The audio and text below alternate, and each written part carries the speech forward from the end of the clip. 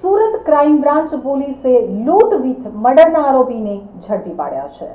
સુરતના ડુમસ સ્થિત કાંદી ફળિયામાં 3-4 કરોડની લૂંટના ઈરાદે ધાડ પાડી આધેડની હત્યા કરવાની ચકચારી ગુનામાં છેલ્લા 3 વર્ષથી નાસ્તા ફરતા 2 આરોપીઓને સુરત ક્રાઇમ બ્રાન્ચની ટીમે મહારાષ્ટ્રથી વેશપલટો કરી અને ઝડપી પાડ્યો છે। પોલીસ બંને આરોપીઓની ધરપકડ કરી આ મામલે કાયદેસરની કાર્યવાહી હાથ ધરી છે। તો મળતી માહિતી મુજબ સુરતના ડુમસ સ્થિત કાંદી ફળિયામાં ગત તારીખ 2 એપ્રિલ 2021ના રાત્રિના સમયે આધેડ ભૂપેન્દ્ર ગોવિંદભાઈ પટેલને મધરાત્રિના અરસામાં 8 શખ્સોએ તેમના ઘરમાં ઘૂસી તેમના હાથ પગ બાંધી તેમની હત્યા કરી હતી। રોબરી વિથ મર્ડરના આ ચકચારી ગુનામાં સંડોવાયેલા 2 આરોપીઓ છેલ્લા 3 વર્ષથી નાસ્તા ફરતા હતા।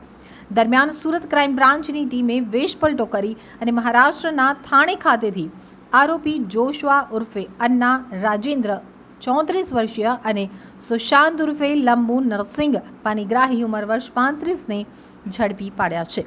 પોલીસે આરોપીઓની કડક પૂછપરછ કરતા સામે આવ્યું હતું કે 3 વર્ષ પહેલા આરોપી જોશવા ઉર્ફે અન્ના અને સુશાંત ઉર્ફે લંબુ બંને થાણે સ્થિત કલ્યાણ ખાતે મળ્યા હતા। ત્યારે જોશવા ઉર્ફે અન્નાએ જણાવ્યું હતું કે મારા મિત્ર વિશાલ તથા તેના સાગરીતો મારી પાસે આવ્યા હતા અને તેમણે સુરતના ડુમસ ખાતે જમીન વેચાણમાં 3-4 કરોડ એક બંગલામાં પડેલા છે અને આપણે આ રૂપિયાની લૂંટ કરવાની છે। આ બંગલામાં રહેતો શખ્સ તેના ઘરમાં એકલો જ રહે છે વગેરે વાત કરી હતી, જેથી ત્રણેય લૂંટ કરવા તૈયાર થઈ અને ભાડાની ટેક્સીમાં સુરત આવ્યા હતા।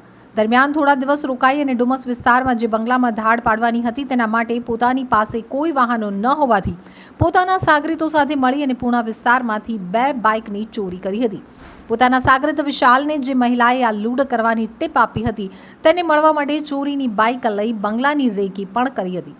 તો પોલીસની વધુ તપાસમાં સામે આવ્યું હતું કે આરોપીઓ મુંબઈ બદલાપુર ખાતે વાંગણી હાઈવે ઉપર એક બંગલામાંથી ₹160 કરોડની લૂંટની યોજના બનાવી હતી।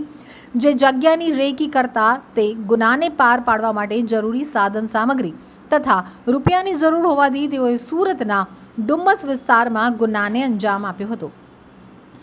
વધુમાં આ ગુનામાં સુરત ક્રાઇમ બ્રાન્ચની ટીમે અગાઉ 6 આરોપીઓને ઝડપી પાડી કાયદેસરની કાર્યવાહી હાથ ધરી હતી।